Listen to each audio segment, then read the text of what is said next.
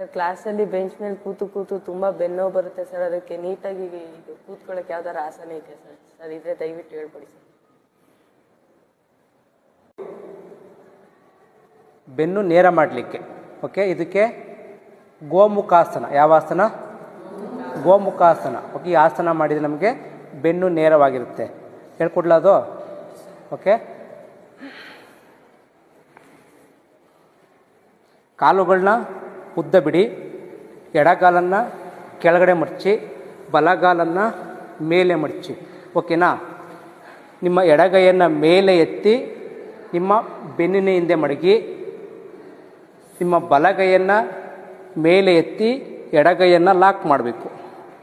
ಬೆನ್ನು ನೇರ ಮಾಡಬೇಕು, ಮುಂದೆ ನೋಡಬೇಕು, ಉಸಿರಾಟವನ್ನು ಮಾಡಬೇಕು. ಉಸಿರನ್ನು ತಗೊಳ್ಳೋದು, ಉಸಿರನ್ನು ಹೊರ ಹಾಕೋದು. ಹೀಗೆ 5 ನಿಮಿಷಗಳ ಕಾಲ ಹೀಗೆ ಇರಬೇಕು. ಓಕೆ, ಇದು ಎರಡೂ ಸೈಡ್ ಮಾಡಬೇಕು. ಓಕೆ, ಮತ್ತೆ ರಿಲ್ಯಾಕ್ಸ್ ಮಾಡಬೇಕು.